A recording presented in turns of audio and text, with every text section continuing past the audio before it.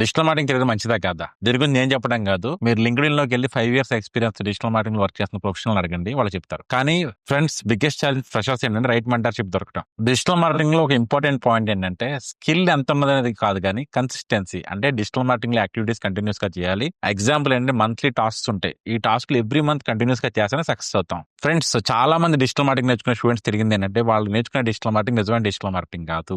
Digital marketing అంటే ఇండస్ట్రీలో work చేయాలి, రియల్ టైం ప్రాజెక్ట్స్ పని చేయాలి. అంతేగాని డిజిటల్ మార్కెటింగ్ లో క్యాన్వాలో ఒక చిన్న పోస్టర్ చేయడం, లేదంటే ఒక వర్డ్ ప్రెస్ వెబ్సైట్ లో చిన్న మోడిఫికేషన్ చేయడం కాదు. అలా రాంగ్ డిజిటల్ మార్కెటింగ్ నేర్చుకోవడం వల్ల మీ డ్రీమ్స్ కానీ మీ కెరీర్ కానీ చాలా టైం కూడా నాశనం చేసుకుంటూ ఉంటారు. నాకు ఇండస్ట్రీలో ఉన్న కనెక్ట్స్ వల్ల చాలా కంపెనీస్ డిజిటల్ మార్కెటింగ్ చేసి ఫెయిల్ అవుతున్నారు. ఎందుకు ఫెయిల్ అవుతున్నారు అంటే ఫ్రెండ్స్, చాలా మంది యూట్యూబ్ లో ఫ్రీ వీడియోస్ చూసి డిజిటల్ మార్కెటింగ్ నేర్చుకుందని ట్రై చేస్తూ ఉంటారు. నెంబర్ 1. నెంబర్ 2, కాస్ట్ గురించి కొంచెం ఆలోచించి స్కిల్ లేని డిజిటల్ మార్కెటర్స్ దగ్గర డిజిటల్ మార్కెటింగ్ నేర్చుకుందామని చూస్తారు. ఫ్రెండ్స్, మీరు డిజిటల్ మార్కెటింగ్ ఎక్కడైనా నేర్చుకోండి. నేర్చుకునేప్పుడు ఒకటి చూడండి, ట్రైనర్స్ కి ఇండస్ట్రీ ఎక్స్పీరియన్స్ ఉందా లేదా. నెంబర్ 1. నెంబర్ 2, మీరు డిజిటల్ మార్కెటింగ్ ఏదైతే నేర్చుకుంటారో అది రియల్ టైమ్ లో ఇంప్లిమెంట్ చేస్తున్నారా లేదా, అండ్ ప్లేస్మెంట్స్ ఉన్నాయా లేదా. ఈ 3 థింగ్స్ చూసి మీరు డిజిటల్ మార్కెటింగ్ నేర్చుకోండి. ఇంకా మీకు డిజిటల్ మార్కెటింగ్ కెరీర్ మీద డౌట్స్ ఉంటాయి కనుక మన ఎంబ్లిక్స్ అకాడమీ వెబ్సైట్ లో రిజిస్టర్ అవ్వండి. లేదు అంటే కనుక స్క్రీన్ పై కనిపిస్తున్న నెంబర్ కి మీరు కాల్ చేయండి.